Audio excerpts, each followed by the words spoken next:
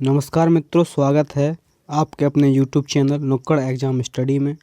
आप हमारे चैनल पर जिस सोच के साथ आए, इसके लिए मैं सभी भाई बहनों का हृदय की गहराइयों से वंदन अभिनंदन करता हूं।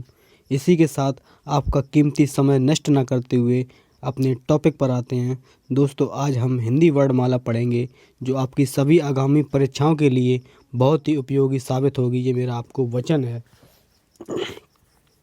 तो टॉपिक पर आते हैं, हिंदी वर्णमाला। भाषा की सबसे छोटी इकाई ध्वनि है। भाषा की जो सबसे छोटी इकाई है वो ध्वनि है। इस ध्वनि को वर्ण कहा जाता है। हिंदी में उच्चारण के आधार पर 44 वर्ण हैं। हिंदी में उच्चारण के आधार पर 44 वर्ण हैं। अब इसमें जो है सभी लाइनें बहुत ही इम्पोर्टेंट हैं। भाषा की सबसे छोटी इकाई वो तो आपकी ध्वनि हो गई। इस ध्वनि को वर्ण कहा जाता है। हिंदी में उच्चारण के आधार पर 44 वर्ण हैं। जो बच्चों को हिंदी वर्णमाला पढ़ाई जाती है उसमें सिर्फ 44 वर्ण हैं। 44 वर्णों में से 11 आपके स्वर हैं, 33 व्यंजन हैं। हिंदी में कुल वर्णों की संख्या अथवा लेखन के आधार पर 52 है। अगर क्वेश्चन आता है इस प्रकार से, कुल वर्णों, क्वेश्चन भी अलग अलग टाइप से पूछे जाने लगे हैं आजकल। हिंदी में कुल वर्णों की संख्या, तब तो 52 बताएंगे आप। अगर मूल वर्णों की संख्या पूछी जाए, मूल वर्णों की, तो 44। हिंदी में उच्चारण के आधार पर 44। हिंदी में कुल वर्णों की संख्या अथवा लेखन के आधार पर तो 52 है। वर्ण, वर्ण किसे कहते हैं? ध्वनियों के लिखित रूप को वर्ण कहते हैं। ध्वनियों के लिखित रूप को वर्ण कहते हैं, जिसका विभाजन नहीं किया जा सकता। जैसे कि आपका आ हो गया, आ का विभाजन नहीं कर सकते, इसीलिए ये वर्ण हो गए। जिनका हम विभाजन नहीं कर सकते वो वर्ण कहलाते हैं। अब आते हैं वर्णमाला पर। वर्णों के व्यवस्थित समूह को वर्णमाला कहते हैं। वर्णों के व्यवस्थित समूह को वर्णमाला कहते हैं। वर्ण के भी भेद होते हैं। वर्ण के 2 भेद होते हैं। कौन कौन से? एक होता है आपका स्वर, दूसरा व्यंजन। हिंदी में मूल स्वर की संख्या 4 है। अब स्वर किसे कहते हैं ये भी जान लो। स्वतंत्र रूप से बोले जाने वाले वर्ण, जो किसी की सहायता से नहीं बोले जाते, जो स्वतंत्र होते हैं, वो स्वर कहलाते हैं। व्यंजन क्या होते हैं? व्यंजन आपके जो स्वर की सहायता से बोले जाएं, स्वर की सहायता से बोले जाने वाले वर्ण व्यंजन कहलाते हैं। ये स्वरों पर, व्यंजन जो होते हैं वो स्वरों पर निर्भर करते हैं। मूल प्रकृति हलंत होती है। व्यंजन जो होता है, जैसे का लिखा हुआ है आपका का वर्ण, तो ये व्यंजन है। इसको, इसकी मूल प्रकृति इस प्रकार से होगी। का जो होता है हलंत वर्ण, जो भी व्यंजन है वे सभी हलंत वर्ण होते हैं। इनका उच्चारण स्वर की सहायता से होता है। अभी हम स्वर को पढ़ते हैं। स्वर, कुल स्वर, हिंदी में कुल स्वर 11 हैं। हिंदी में स्वर 11 हैं। स्वर के भेद, स्वर के 3 भेद होते हैं। ह्रस्व स्वर, दीर्घ स्वर, प्लुप्त स्वर। अभी हम लोग एक एक को डिस्कस करेंगे। मूल स्वर या ह्रस्व स्वर, इनकी हिंदी में संख्या 4 है। ह्रस्व स्वर क्या होते हैं? जिनके उच्चारण स्थान में, जिनका उच्चारण करने में एक मात्रा का समय लगे, वे ह्रस्व स्वर कहलाते हैं या मूल स्वर कहलाते हैं। इसे एक मात्रिक स्वर भी कहते हैं। इसमें वर्ण कौन कौन से आते हैं मूल स्वर में? छोटा आ आएगा, छोटी ई आएगी, छोटा ऊ आएगा और री आएगी। ये आपके 4 वर्ण हैं जो ह्रस्व स्वर में आते हैं। ये क्वेश्चन बहुत बार पूछा जा चुका है कई परीक्षाओं में, खासतौर से यूपी टेट में। मूल स्वर की संख्या आपकी 4 है। यही संस्कृत में 5 होती है, उसमें लिरी जुड़ जाता है, जो कि हिंदी में नहीं है, संस्कृत में है। आपको हिंदी में पूछे तो 4, संस्कृत में पूछे तो 5 बताने हैं। अब आते हैं हम दीर्घ स्वर पर। दीर्घ स्वर क्या होते हैं? जिनके उच्चारण में 2 मात्राओं का समय लगे, वो दीर्घ स्वर कहलाते हैं। इनकी संख्या 7 बताई गई है हिंदी में, और इसे द्विमात्रिक स्वर भी कहते हैं। ये कौन कौन से वर्ड हैं? बड़ा आ, बड़ी ई, बड़ा ऊ, ए, ऐ, ओ, औ, ये आपके दीर्घ स्वर हैं। अब आ जाए प्लुप्त स्वर पर। प्लुप्त क्या होते हैं? इसमें, इनके उच्चारण में 3 मात्राओं का समय लगता है, दीर्घ से अधिक समय लगता है, इसीलिए इसे त्रिमात्रिक स्वर कहते हैं। इसे त्रिमात्रिक स्वर भी कहते हैं। कौन कौन से? जैसे कि जब वेदों में या कहीं नाटक संवाद में हम लोग या कोई ऋषि मुनि जब तपस्या करते हैं या कुछ भी करते हैं, जब ओम का जाप करते हैं, उसमें ओम को जो खींचकर बोलते हैं, जैसे ओम, तो उसमें जो ओम को खींचकर बोलते हैं उसमें पीछे अभग्रह का उच्चारण होता है, तो उसी को प्लुप्त बोलते हैं। जो अभग्रह होता है उसी वही जो किसी भी स्वर को प्लुप्त बना देता है। जैसे कि राम, किसी भी वर्ड को जब खींचकर बोला जाता है तो वही प्लुप्त की परिभाषा हो जाती है। इसका प्रयोग वेदों में, नाटक में, संवाद में किया जाता है। हिंदी में जो मूल स्वर वो 4 हैं, इन्हीं को हम ह्रस्व स्वर बोलते हैं। दीर्घ स्वर की संख्या 7 है। संयुक्त स्वर या वृद्धि स्वर, संयुक्त स्वर या वृद्धि स्वर 4 होते हैं आपके। संयुक्त स्वर जो होते हैं आपके 4 होते हैं। ये क्वेश्चन बहुत ही बार पूछा जा चुका है, ये इस पर थोड़ा फोकस कीजिए। इसको मैंने विस्तार से बताया, आगे समझ लीजिए। थोड़ा फैक्चुअल क्वेश्चन मैंने 2 लिए हैं, ये बहुत बार क्वेश्चन पूछे गए हैं। हिंदी के स्वर पूछा जाए क्वेश्चन, हिंदी के स्वर, तब तो आप 10 लगाएंगे। हिंदी में स्वर तब 11 लगाएंगे। अगर क्वेश्चन इस प्रकार से आता है, हिंदी में कुल स्वर, तब आप 13 लगाएंगे। हिंदी में कुल स्वर तो 13।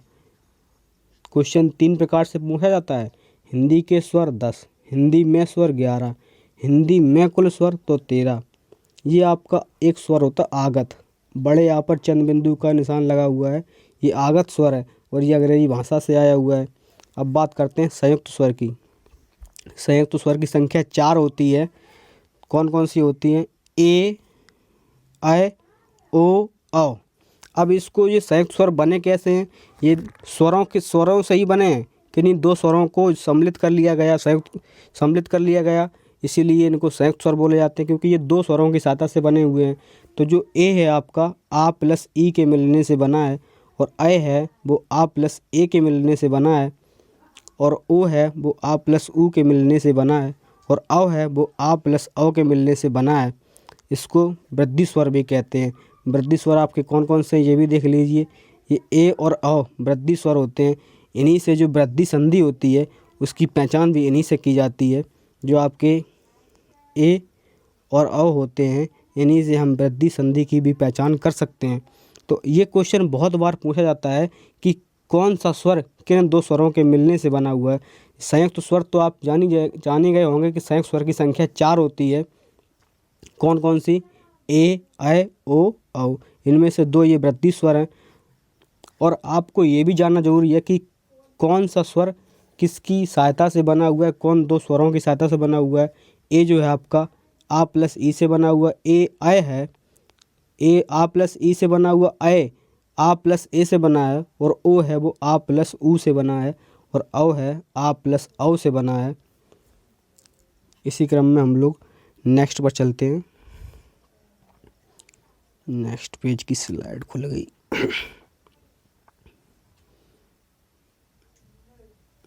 थोड़ी ब्लर आ रही है, सॉरी इसके लिए। कुछ महत्वपूर्ण तथ्य हैं, उनको आप कहीं भी नोट डाउन कर लीजिएगा, क्योंकि एग्ज़ाम टाइम पे लिखा हुआ अपने नोट्स ही काम आते हैं, ये वीडियो काम नहीं आते। थोड़ा कुछ महत्वपूर्ण बिंदु। भाषा की सबसे छोटी इकाई वर्ड। भाषा की जो सबसे छोटी इकाई है वो वर्ड होती है। भाषा की सबसे छोटी मौखिक इकाई, प्रश्नों को पूछने का तरीका भी बदल दिया है। भाषा की सबसे छोटी मौखिक इकाई तो ध्वनि, लिखित इकाई तो वर्ड। मौखिक वर्ड है, लिखित ध्वनि, सॉरी लिखित वर्ड है और मौखिक ध्वनि है। लिखित वर्ड, मौखिक ध्वनि। भाषा का सबसे छोटा अंग वो वर्ड है। भाषा का सबसे छोटा अंग वर्ड है। अर्थ के आधार पर भाषा की सबसे छोटी इकाई शब्द होती है। अर्थ के आधार पर, जब किसी भाषा का अर्थ निकालना हो तो अर्थ के आधार पर सबसे छोटी इकाई वो शब्द होती है। भाव या भावार्थ के आधार पर भाषा की सबसे छोटी इकाई, भाव या भावार्थ के आधार पर भाषा की सबसे छोटी इकाई वाक्य होती है।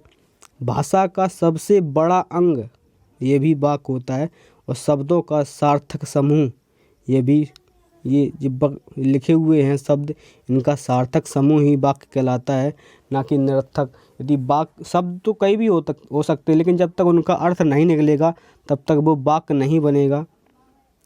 किसी भी शब्दों का अर्थ अगर निकल रहा है, शब्दों का सार्थक समूह है, तो वो एक वाक्य बन जाता है। इसी के साथ हम लोग हम लोगों ने स्वर का वर्णन पढ़ा, अब हम व्यंजन पढ़ेंगे। तो हिंदी में व्यंजनों की संख्या 33 है।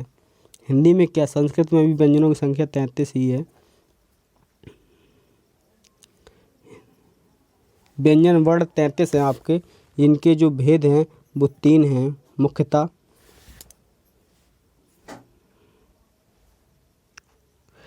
मित्रों, आज थोड़ा गला जो है हमारा ख़राब है सर्दी की वजह से, इसलिए आवाज़ साफ़ नहीं हो रही होगी, इस वजह से थोड़ा माफ़ी चाहते हैं। अब हम लोग पढ़ेंगे व्यंजन। व्यंजन जो हैं आपके वो हिंदी में मुख्यतः 33 व्यंजन हैं। इनके भी तीन भेद होते हैं। स्पर्श व्यंजन, अंतस्थ व्यंजन, ऊष्म व्यंजन। स्पर्श व्यंजनों की संख्या 25 है। का से लेकर के माँ तक के जो भी व्यंजन वर्ण होते हैं उनको स्पर्श व्यंजन बोलते हैं। इसका संस्कृत में एक सूत्र होता है, कादियो माँ वसाना स्पर्शा। इसका अर्थ हुआ कि का से माँ तक आने वाले व्यंजन स्पर्श व्यंजन कहलाते हैं। अंतस्थ व्यंजन ये 4 होते हैं, इनकी संख्या 4 है। ये कौन कौन से जान लीजिए। आपके होते हैं या, वा, रा, ला। इनमें से 2 होते हैं अर्धस्वर, या और वा अर्धस्वर होते हैं, लेकिन इनका क्रम ये हिंदी में नहीं है, ये संस्कृत का क्रम लिखा हुआ है। ये मैंने इसलिए लिखा क्योंकि मुझे बताना था आपको या और वा। इनका क्रम ये होता है या, रा, ला, वा। ये हिंदी का क्रम है और ये लिखा हुआ है संस्कृत क्रम। इनमें से जो या और वा हैं ये अर्धस्वर हैं। क्या हैं? अर्धस्वर हैं, तो ये स्वरों की सहायता से बनते होंगे। अब देखिए कौन कौन से स्वर हैं इनकी सहायता से।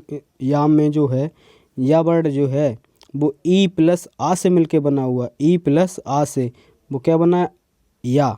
वा जो बना है ऊ प्लस आ से मिलके बना है वा। ऊ प्लस आ से मिलके बना है वा। या और वा क्या है? अर्धस्वर हैं आपके। ऊष्म व्यंजन कौन कौन से होते हैं ये देख लीजिए आप। ऊष्म व्यंजन 4 हैं। ऊष्म व्यंजन की संख्या 4 है। सा, तीनों सा और हा। इसको बोलते हैं तालब सा, इसको बोलते हैं मूर्धन्य सा, इसको बोलते हैं दंत सा। ये आपका काकल वर्ण हा कहलाता है। अर्धस्वर मैंने आपको बता ही दिए कौन कौन से होते हैं। या और वा अर्धस्वर होते हैं। कुछ वर्ण प्रायः हमें पढ़ाए जाते हैं परंतु उनको मूल वर्णों की संख्या में नहीं गिना जाता। तो देख लीजिए कौन कौन से हैं। हिंदी में 2 अयोगबा होते हैं। कौन कौन से? अंग और आहा। ये बहुत बार पूछा हुआ क्वेश्चन है। अंग और आहा। अंग को अनुस्वार बोलते हैं, आहा को विसर्ग बोलते हैं। हिंदी में 2 आपको और नहीं पढ़ाए जाते व्यंजन, वो द्विगुण व्यंजन बोलते हैं इनको। इन्हीं को उक्षिप्त व्यंजन भी बोलते हैं। डा, ढ़ा और ढा। ढ़ा और ढा ये 2 जो हैं आपके द्विगुण व्यंजन हैं और ये टा वर्ग में आते हैं। आपके किस वर्ण में आते हैं? टा वर्ग में आते हैं। संयुक्त व्यंजन ये भी हिंदी वर्णमाला में शायद नहीं पढ़ाए जाते आपको। ये 4 हैं, इनकी संख्या 4 है। छेद, त्रक, ज्ञ और स्रा। लेकिन ये यूपी टेट के लिए बहुत ही महत्वपूर्ण प्रश्न है। इनका आपको बहुत ही जरूरी पता होना। जो छत्री है आपका वो का प्लस मूर्धन्य सा से मिलके बनता है। छत्री जो आपका का प्लस मूर्धन्य सा से मिलके बनता है। और त्रा है वो ता प्लस रा से मिलके बनता है। ज्ञा है वो जा प्लस यहाँ से मिलके बनता है। और स्रा है वो तालब सा प्लस रा से मिलके बनता है। ये आपको बहुत ही ज़रूरी आना है। संयुक्त व्यंजन जो है आपका इनसे क्वेश्चन ज़रूर बनता है। अब हम आपको बता दें हिंदी में मूल वर्ण कितने? वो 44। कैसे? स्वर 11 और व्यंजन 33। इस प्रकार से कितने हो गए? 44 सॉरी। कुल वर्ण 52 है। 11 स्वर, 33 व्यंजन, 2 अयोगबा, 2 द्विगुण और 4 हो गए आपके संयुक्त व्यंजन। तो आपके कितने हो गए? 52 वर्ण हो गए। अभी आपको कुछ क्वेश्चन जो हैं डायरेक्टली पूछे जाते हैं, वो आपको समझा दूंगा मैं थोड़ा, लेकिन इनको आप कहीं राइट डाउन कर लीजिएगा। जैसे कि स्पष्ट व्यंजन। स्पष्ट व्यंजन कौन से होते हैं? उनको ही स्पर्श व्यंजन बोलते हैं। जो स्पष्ट व्यंजन हैं उनको हम स्पर्श व्यंजन बोलते हैं। आपको बता ही चुका हूँ मैं। का से लेकर के माँ तक के जो वर्ण हैं वो स्पर्श व्यंजन कहलाते हैं। इनकी संख्या 25 होती है। स्पष्ट संघर्षी व्यंजन ये आपके 4 होते हैं। चा, छा, जा, झा। ये आपके 4 जो वर्ण हैं वो स्पष्ट संघर्षी व्यंजन है। संघर्षी व्यंजन वर्ण ये अलग होते हैं। ये देख लिया आपको खा, गा, जा, फा, शा, तीनों सा, खा, गा, जा, फा। ये आपके संघर्षी व्यंजन वर्ण हैं। ये क्वेश्चन बहुत ही इम्पोर्टेंट है परीक्षा की दिशा दृष्टि से, यूपी टेट, सुपर टेट, सभी टीचिंग एग्जाम की दृष्टि से ये क्वेश्चन बहुत ही इम्पोर्टेंट है। नासिक व्यंजन, नासिक व्यंजन या अनुनासिक व्यंजन इन्हीं को कहते हैं। देख लीजिए कौन से होते हैं। प्रत्येक वर्ग का पाँचवा वर्ण, प्रत्येक वर्ग का 5 वर्ण होते हैं व्यंजन के, इनका जो 5वां या अंतिम वर्ण होता है उन्हीं को हम बोलते हैं अनुनासिक वर्ण। ये मुख और नासिक, नाक की सहायता से बोले जाते हैं। यहाँ अड़ा ना मा ये जो आपके हैं वो नासिक व्यंजन है या अनुनासिक वर्ण बोले जाते हैं। उपक्षिप्त व्यंजन में बता ही दिया हूँ आपको, डा और ढा उपक्षिप्त व्यंजन, इन्हीं को द्विगुण भी बोलते हैं। लुंठित रा, इसको जो लुंठित व्यंजन है वो रा होता है आपका। पार्श्विक ला होता है, पार्श्विक ला, पार्श्विक ला। ऊष्म संघर्षी व्यंजन, तीनों सा और हा मिल करके इसको बोलते हैं दंत, इसको तालब, इसको मूर्धा, इसको काकल वर्ण बोलते हैं। ये आपके ऊष्म संघर्षी व्यंजन हैं। आगत व्यंजन कौन से होते हैं आपके, जा और फा आगत व्यंजन है। इसके नीचे जो बिंदी रखी है इसको नुक्ता बोलते हैं।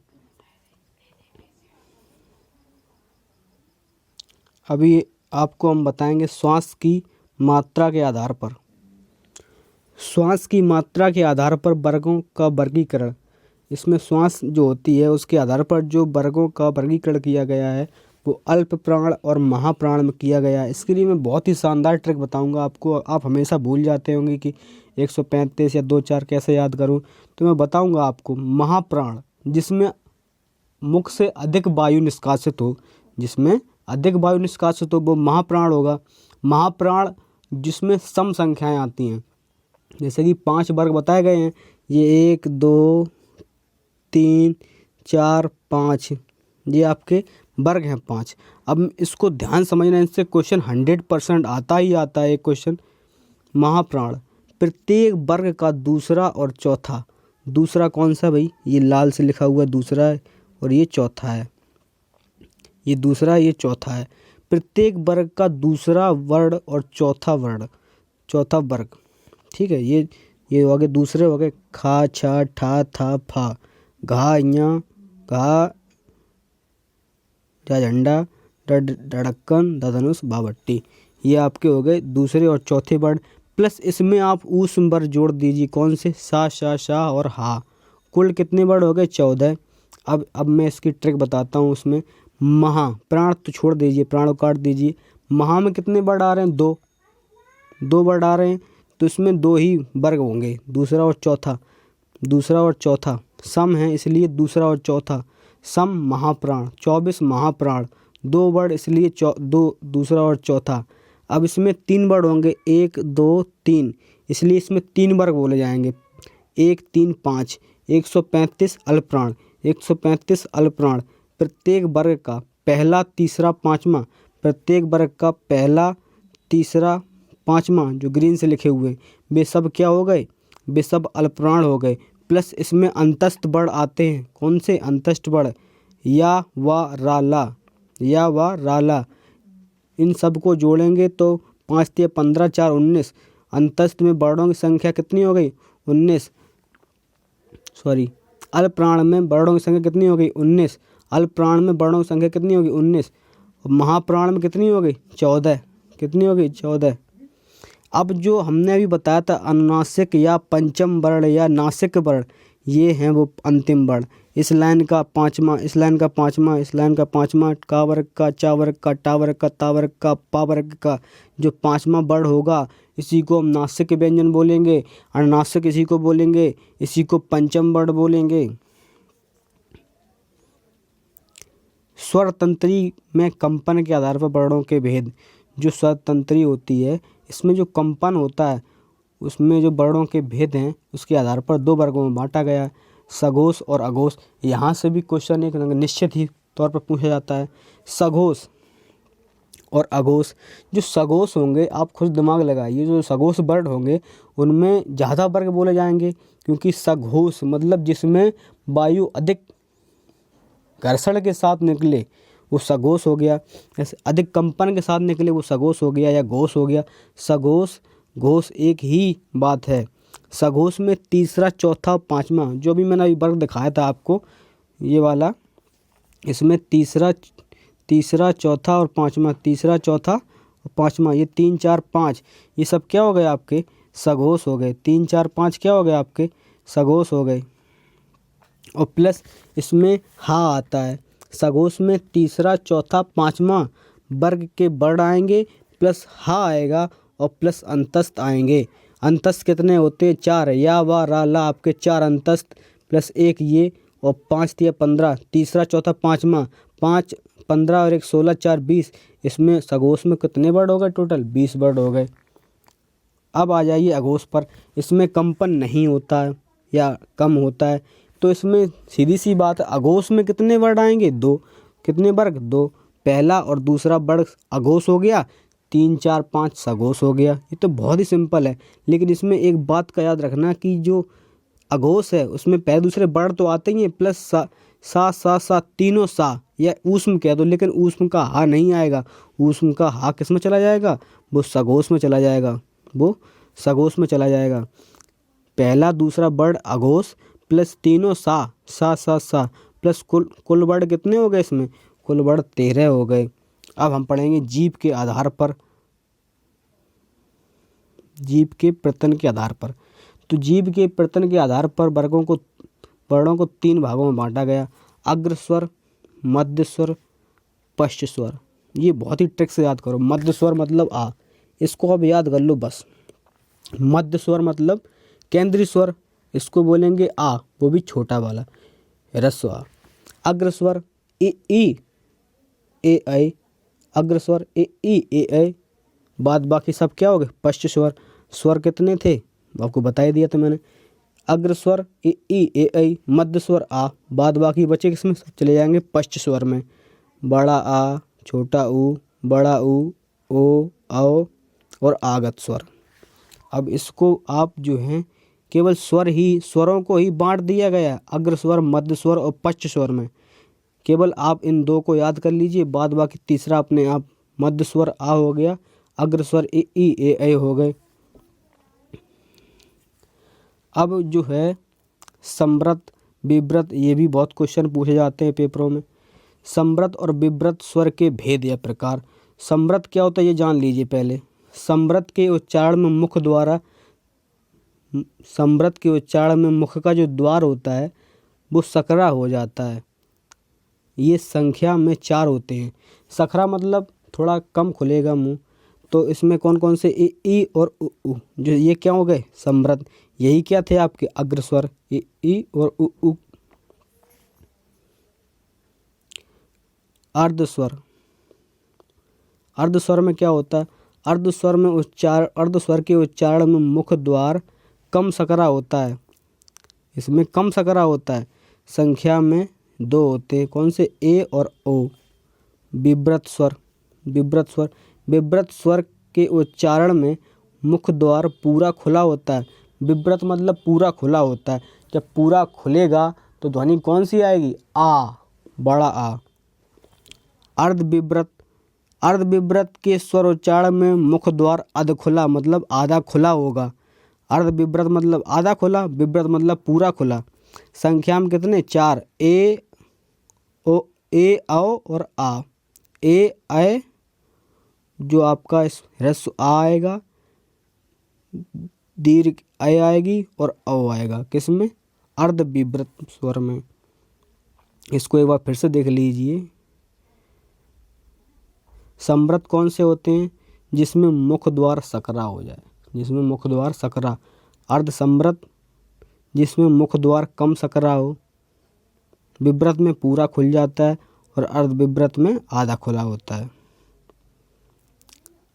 ये जो आपकी स्लाइड है ये बहुत ही इम्पोर्टेंट है, वर्णों का उच्चारण स्थान।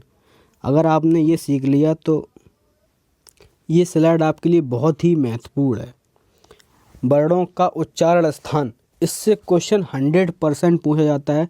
लेकिन मैंने इसका जो तरीका निकाला है वो संस्कृत के माध्यम से निकाला है। अगर आपने इन सूत्रों को याद कर लिया तो 100% मैं कह रहा हूँ आपका क्वेश्चन कभी गलत नहीं हो सकता। उच्चारण स्थान, मुख के जिस भाग से जिस वर्ण का उच्चारण किया जाता है वही उस वर्ण का उच्चारण स्थान कहा जाता है। जैसे कि सूत्र है अकु, मेरे साथ साथ दोहराइए, अकु विसर्जनीयानाम कंठा, अकु विसर्जनीयानाम कंठा। अब समझ लीजिए, आ का मतलब यहाँ पर है छोटा आ, ह्रस्व और दीर्घ आ। आ से क्या निकला? ह्रस्व आ और दीर्घ आ। कु का मतलब यहाँ पे हो गया का वर्ग, कु का मतलब का वर्ग। का वर्ग में कौन कौन से वर्ड आते हैं? का, ख, ग, घ, इञ, का, ख, ग, घ, इञ। और हा का मतलब यहाँ पर है आपका हा, हा से हा। और विसर्ज जो लिखा है, विसर्ज का मतलब विसर्ग। ये सब कंठ से बोले जाते हैं। अगर आपने ये सूत्र पढ़ लिया, अकु विसर्जनीयानाम कंठा, तो इससे जो है कितने वर्ड बोले जाएंगे? का वर्ग बोला जाएगा, दोनों तो आ बोले जाएंगे और हा बोला जाएगा, और विसर्ग ये सब कहाँ से बोले जाएंगे? कंठ से। आपको समझ में आ गई होगी आई थिंक, मुझे लगता है ऐसा। इसके बाद आ जाना चाहिए मुझे दूसरे सूत्र पर, इचु यसानाम तालु, इचु यसानाम तालु। इसी प्रकार से जिसमें वहाँ पे हमने किया था वैसे ही यहाँ पे करना है। ई का मतलब यहाँ से दोनों ई से है, ह्रस्व ई और दीर्घ ई से है। चा का मतलब यहाँ पे चा वर्ग से है, चा, छा, जा, झा, इञ। और या का मतलब यहाँ पे या से है। और सा का मतलब यहाँ पे तालब्य सा से है। इसीलिए इसको बोलेंगे हम तालब्य वर्ण। ये तालु से बोले जाते हैं, इनको तालब्य वर्ण बोलेंगे। उनको कंठ वर्ण बोलेंगे उन वालों को, क्योंकि वो कंठ से बोले जाते थे।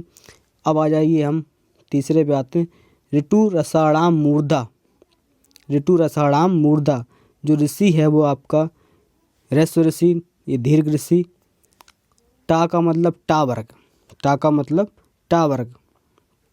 टा वर्ग में कौन कौन से आएंगे? टा, ठा, डा, ढा, अड़ा।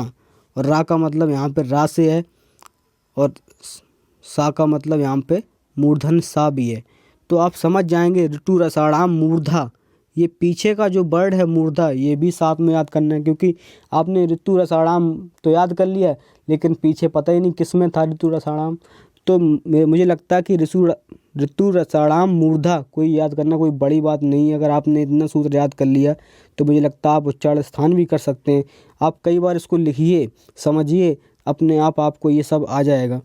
ऋतु रसाणाम मूर्धा, इससे तो ह्रस्व ऋषि, दीर्घ ऋषि, टा वर्ग के सभी वर्ण आएंगे, रा आएगा और मूर्धन सा आएगा। इसीलिए इनको बोलेंगे मूर्ध वर्ण, मूर्धा, मूर्धन्य वर्ण।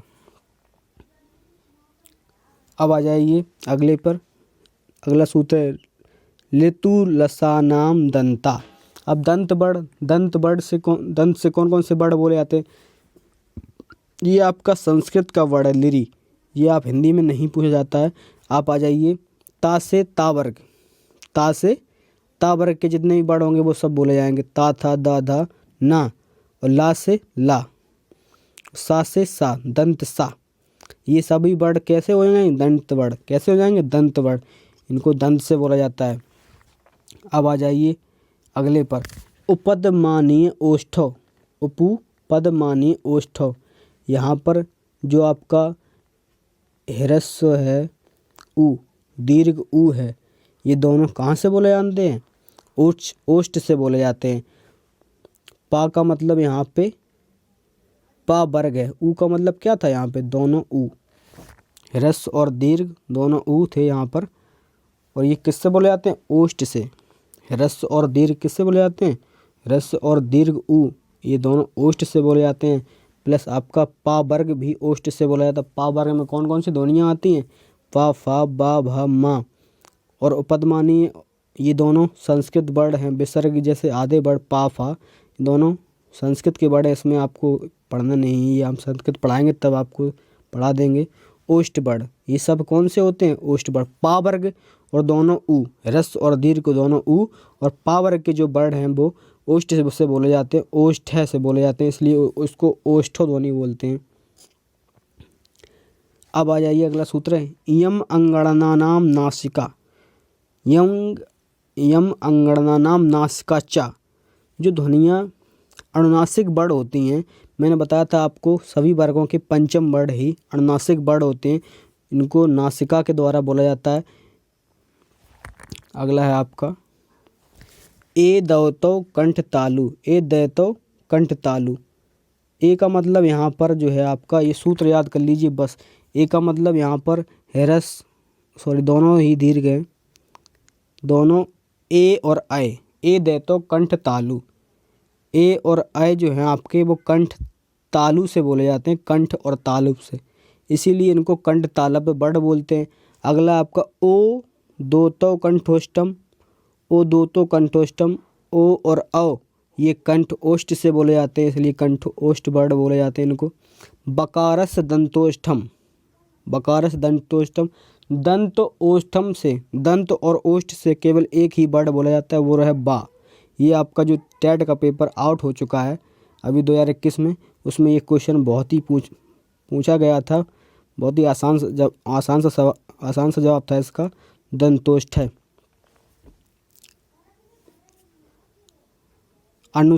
जो अनुस्वार होते हैं आपके, वो आपके नासिका से बोले जाते हैं।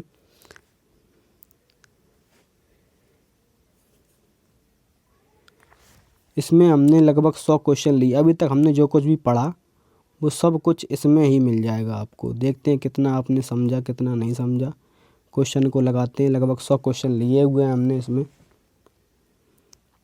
तो दोस्तों पहला क्वेश्चन है आपका, आंसर आपको जोड़ देना है कमेंट बॉक्स में, क्योंकि मैंने जो पढ़ाया उसी से क्वेश्चन के आंसर पूछ रहा हूँ बस, और कुछ भी नहीं। आपको सभी क्वेश्चन ऐसे हैं जो किसी न किसी परीक्षा में पूछे गए हैं। आप देख लीजिए, रेलवे में पूछा हुआ प्रश्न है, भाषा की सबसे छोटी इकाई, भाषा की सबसे छोटी इकाई वर्ड होती है, वर्णमाला कहते हैं, वर्णमाला कहते हैं, वर्णों के व्यवस्थित समूह को वर्णमाला कहते हैं। निम्न में से कंठ ध्वनियाँ कौन सी हैं जो कंठ से बोली जाती हैं? अभी मैंने बताया था अकु विसर्जनीया नाम कंठा, तो अकु का वर्ग इसमें आ रहा है, का वर्ग ए ऑप्शन में। स्थान के आधार पर बताए गए मूर्धन्य कौन से हैं? स्थान के आधार पर बताए गए मूर्धन्य, आपको कुछ भी नहीं पढ़ना, केवल मूर्धन्य पढ़ना है। अब मैंने जब मूर्धन्य बताया था उसका अगर आपने सूत्र याद कर लिया होगा तो उसमें बताया था मैंने, ऋतु रसाढ़ाम मूर्धा, ऋतु रसाढ़ाम मूर्धा। तो आप जो है टा वर्ग देखिए, इसमें टा वर्ग कौन सा है? टा वर्ग में आपके आते हैं डा और ढा। ये मैंने स्पेशल आपको बताया था क्योंकि ये द्विगुण व्यंजन है। ये कौन से व्यंजन है? द्विगुण। अगर इनके नीचे यहाँ पर जो बिंदी रखी होती तो ये द्विगुण हो जाते, ये टा वर्ग में आते हैं मूर्धन्य। अगला क्वेश्चन है आपका, निम्न में से अल्प प्राण बड़ कौन से हैं? निम्न में से अल्प प्राण बड़, तो अल्प प्राण में मैंने बताया था आपको याद होगा, पहले और तीसरे बड़ जो होते हैं, पहला और तीसरा, वो कैसे होते हैं? अल्प प्राण। तो पहले में का आ रहा है और तीसरे में गा आ रहा है। नेक्स्ट क्वेश्चन है आपका, निम्न में से नासिक व्यंजन कौन सा है? नासिक आपको पता है पंचम होता है, तो इसमें सिर्फ एक ही दिख रहा है पंचम वर्ड यहाँ। ए आय वर्ड क्या कहलाते हैं? ए और आय वर्ड क्या कहलाते हैं? ये भी आपको पता होना चाहिए क्योंकि मैंने अभी बताया। ये कंठ तालब वर्ड कहलाते हैं। इसका मैंने आपको सूत्र बताया था, कमेंट बॉक्स में बताइए क्या बताया था आपको सूत्र। यदि आपको सही से पढ़ा होगा तो आप बता ले जाएंगे। हिंदी वर्णमाला में अयोग्य वर्ड कौन से हैं? हिंदी वर्णमाला में अयोग्य का मतलब जहाँ इनको कोई स्थान न दिया गया हो। अंग और आह ये विसर्ग होता है, ये अनुस्वार होता है। निम्न में बताइए कि किस शब्द में द्वित्व व्यंजन है? द्वित्व का मतलब होता है एक ही वर्ग के दो वर्ड आ जाएं एक बार में। तो दिल्ली में जो है द्वित्व हुआ है, ला 2 बार आया है। शा और हा कौन से व्यंजन है? सा और हा। देखो ये स्पर्श तो है नहीं, क्योंकि व्यंजन तो हैं पर स्पर्श नहीं, इसलिए इनको संघर्षी व्यंजन कहा जाएगा।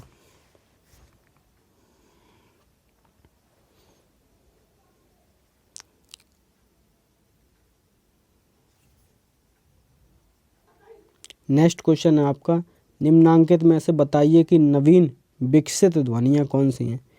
नवीन विकसित ध्वनियाँ कौन सी हैं? नवीन विकसित ध्वनियाँ बताइए मित्रों कमेंट बॉक्स में। खा और गा नवीन विकसित ध्वनियाँ हैं जिनमें नुक्ता लगा हुआ नीचे, अक्षरों के नीचे नुक्ता लगा हुआ है। निम्न में से कौन सा घोष वर्ण है? घोष वर्ण,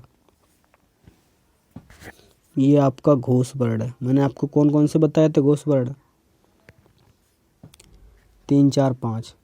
कौन कौन से? 3 4 5 घोष, 1 2 अघोष। पहला और दूसरा अघोष बताया था। 3 4 5 माँ वर्ण बताया था सघोष। ये दोनों कैसे थे? अघोष। पहले और दूसरे अघोष और 3 4 5 सघोष। तो ये 5वां वर्ण है आपका। कौन सा अपमानक वर्ण है? अपमानक का मतलब जो वर्णमाला में नहीं रखा गया, तो ये आपका है अपमानक वर्ण। का गा जा फा ध्वनियाँ किसकी हैं? जिसमें नुक्ता लगा हुआ है नीचे देखिए आप, तो ये अरबी और फारसी है। निम्न में मूल वर्णों की संख्या कितनी है? हिंदी में मूल वर्णों की संख्या कितनी है? बताइए आप। हिंदी में मूल वर्णों की संख्या कितनी है? 52। कितनी? 52। ऑप्शन के अकॉर्डिंग आपको करना है मित्रों, ऑप्शन के अकॉर्डिंग। हिंदी में मूलतः वर्णों की संख्या कितनी है? 52। छा ध्वनि किसके अंतर्गत आती है? छा ध्वनि किसके अंतर्गत आती है? संयुक्त वर्ण, क्योंकि संयुक्त वर्ण कौन कौन से बताए मैंने आपको? छत्री, त्रा, ज्ञा और सिरा। ये आपके 4 हैं संयुक्त वर्ण। और ये मैंने आपको बताया था, कमेंट बॉक्स में बताइए कौन सा वर्ण किसके सहयोग से बनता है। हिंदी शब्दकोश में छा का क्रम किस वर्ण के बाद आता है? ये मैंने आपको नहीं पता, ये का के बाद आता है। ये शब्दकोश में जब पढ़ाऊंगा तो उसमें सभी बता दूंगा कौन सा वर्ण किसके बाद आता है। ज्ञा वर्ण किन वर्णों के सहयोग से बनता है? तो आप बताइए, ये वाला सही ऑप्शन है कि ये वाला सही है? ये दो तो मैं काट दे रहा हूँ खुद ही, आप दो में से बता दीजिए कौन सा सही है। जा प्लस इया, इस पे हलंत लगी हुई है, ये वाला सही है ज्ञा वर्ण। अघोष वर्ण कौन सा है? अघोष वर्ण कौन सा है? डी। अघोष वर्ण कौन सा है? सा। सा मैंने बताया था, तीनों सा किस में आते हैं? अघोष में आते हैं। और अंतस्थ किस में आते हैं? वो सघोष में आते हैं। अंतस्थ किस में आते हैं? सघोष में आते हैं। और प्लस का आता है? हा। सघोष में अंतस्थ प्लस हा। और कौन से? तीसरा, चौथा, पांचवा, ये वर्ड किस में आते हैं? ये आपके सघोष में आते हैं। पहला दूसरा वर्ड अघोष में आता है और प्लस तीनों सा। घा का उच्चारण स्थान है तो ये का वर्ग में आता है, कंठ है इसका उच्चारण स्थान। नेक्स्ट क्वेश्चन है आपका,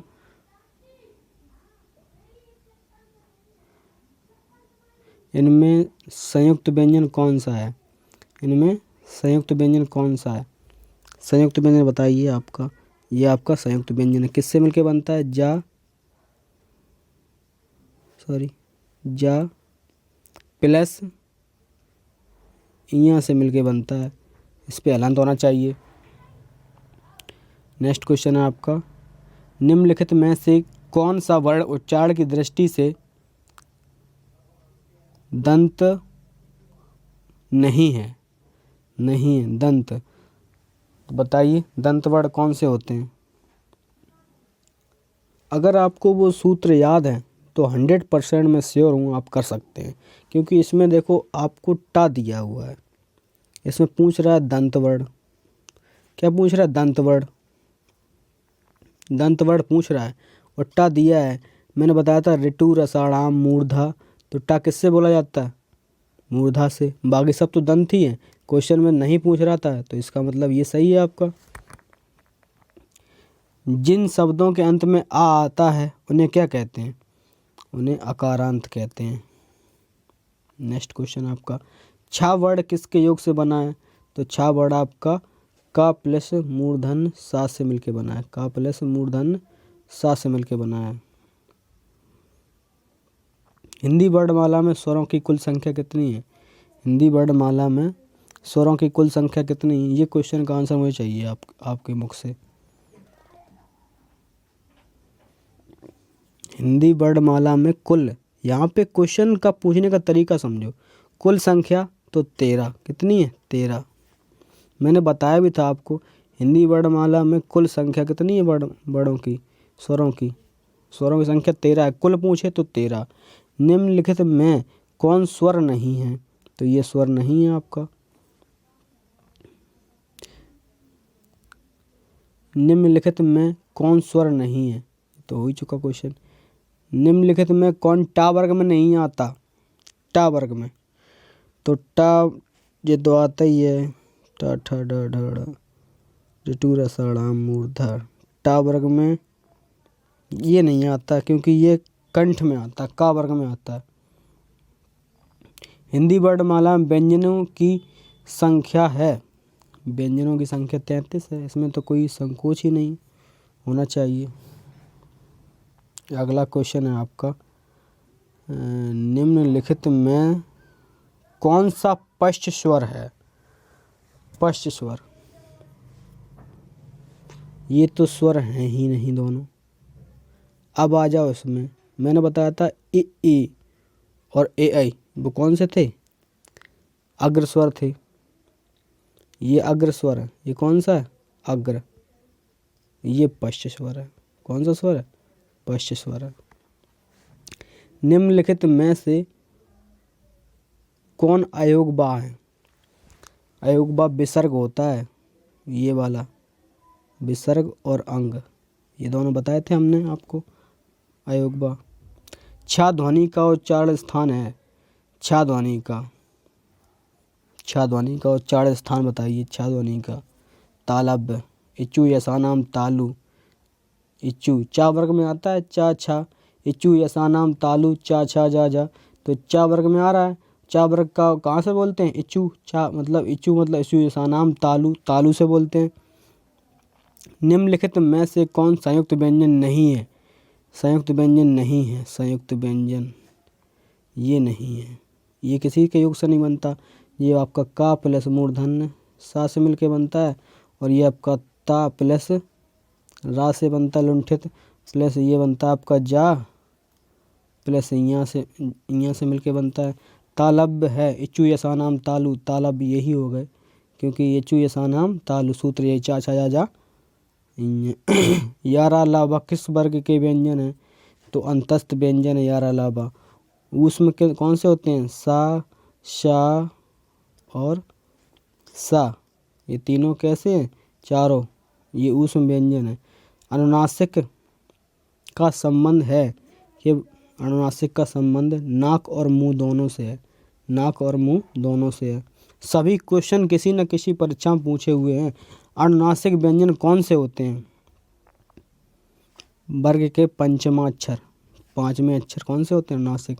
हिंदी वर्णमाला में स्वरों की संख्या, हिंदी वर्णमाला में स्वरों की संख्या बताइए। हिंदी वर्णमाला में तो 11, हिंदी के स्वरों की संख्या तो 10, हिंदी में कुल स्वरों की संख्या तो 13। नेक्स्ट क्वेश्चन है आपका,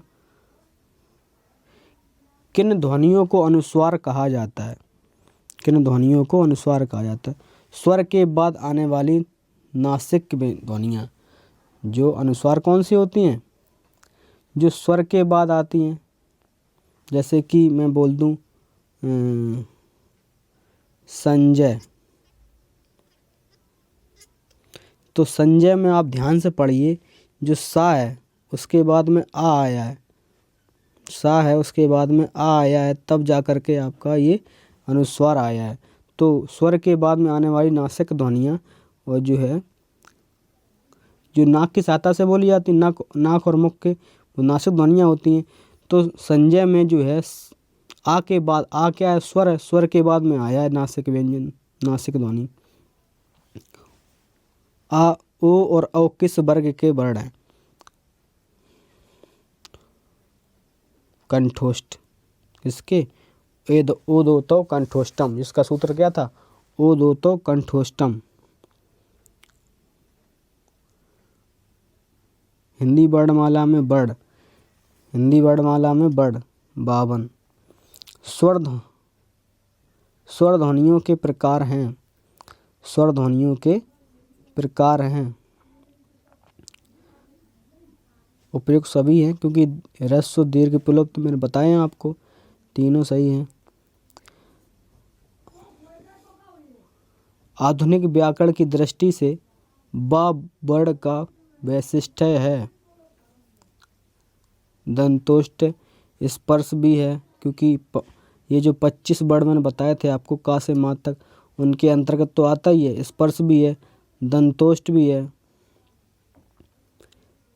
अल्प प्राण भी है, घोष भी है और निरनुनासिक भी है। क्योंकि अनुनासिक तो वही ध्वनियाँ होती हैं जो पंचम वर्ण होती हैं। निरनुनासिक को मतलब जो अनुनासिक ना हो, जो नाक की सहायता से ना बोली जाए। तो इसका आंसर यही सही होगा। आप इनको प्रश्नों को मंथन करिए, एक बार दिमाग से सोच के देखिए, तो इनका आंसर आपको ज़रूर मिलेगा। क्योंकि मैंने आपको जो पढ़ाया उसी में से क्वेश्चन पूछ रहा हूँ। निम्न में अर्धस्वर है, तो मैंने बताया था आपको या और बा। क्या बताए थे? अर्धस्वर या और बा, उनमें से एक दिया हुआ, यही हो गया आपका। महाप्राण ध्वनियाँ व्यंजन वर्ग में किससे संबंधित हैं? महाप्राण मैंने बताया था सम, क्योंकि इसमें महा में 1 2 वर्ड आए हैं, तो 2 क्या है? सम है। सम क्या है? 2 और 4 है। दूसरा चौथा कैसा हो गया? समवर्ड हो गया। इससे अच्छी ट्रैक और क्या हो सकती है? भाषा के सार्थक लघुत्तम इकाई है। भाषा की सार्थक और लघुत्तम इकाई है ध्वनि। मैंने बताया था भाषा की सबसे लघुत्तम इकाई या भाषा की सबसे छोटी मौखिक इकाई पूछी जाए तो भी क्या होगी? ध्वनि। मौखिक इकाई ध्वनि, लिखित इकाई वर्ड, लिखित इकाई वर्ड, मौखिक इकाई ध्वनि। इनमें से कौन व्यंजन अल्प प्राण है? इनमें से कौन व्यंजन अल्प प्राण है? अल्प प्राण मैंने बताया था आपको, याद होगा आपको, चा। इनमें से कौन सा वर्ड स्पर्श व्यंजन नहीं है? स्पर्श जो का से माँ तक के बीच में नहीं आते वो स्पर्श नहीं है। अब या जो है वो नहीं आता है, क्योंकि ये अंतस्थ है। अंतस्थ जो है वो 4 वर्ड इसमें नहीं आते। नेक्स्ट क्वेश्चन है आपका, ज्ञा वर्ड किन वर्डों के सहयोग से बना है? ज्ञा वर्ड जो है वो जा प्लस यहाँ से मिलके बना हुआ है। नेक्स्ट क्वेश्चन है आपका, निम्नलिखित में अघोष वर्ड कौन सा है? अघोष वर्ड, अघोष वर्ड बताइए। सा, क्योंकि अघोष में कौन से आते हैं? तीनों सा आते हैं, लेकिन हा नहीं आता। हा किस में आता है? सघोष में आता है। अंतस्थ प्लस हा मिलकर क्या बनते हैं? 3 4 5 सघोष बनते हैं। ये आपको याद होना चाहिए। घा का उच्चारण स्थान कौन सा है? घा का उच्चारण स्थान कंठ। अकु विसर्जनीय नाम कंठा। का वर्ड है ये, का वर्ग का वर्ड है। निम्नलिखित में से संयुक्त व्यंजन कौन सा है? निम्नलिखित में से संयुक्त व्यंजन कौन सा है? आई थिंक आपको अब ये बातें समझ में आ चुकी होंगी। अब मुझे ज़्यादा पढ़ाने की आवश्यकता नहीं है। इसी के साथ इन क्वेश्चनों के आंसर आप कमेंट बॉक्स कर देना। अगर वीडियो पसंद आया होगा मित्रों तो एक बार लाइक ज़रूर करें, सब्सक्राइब भी कर लें और कमेंट करके बताएं क्या मेरा प्रयास आपको अच्छा लगा। यदि अच्छा लगा तो मैं आगे भी मेहनत करूँगा, प्रयास करूँगा। इसी के साथ मैं अपनी वाणी को विराम देता हूँ। धन्यवाद।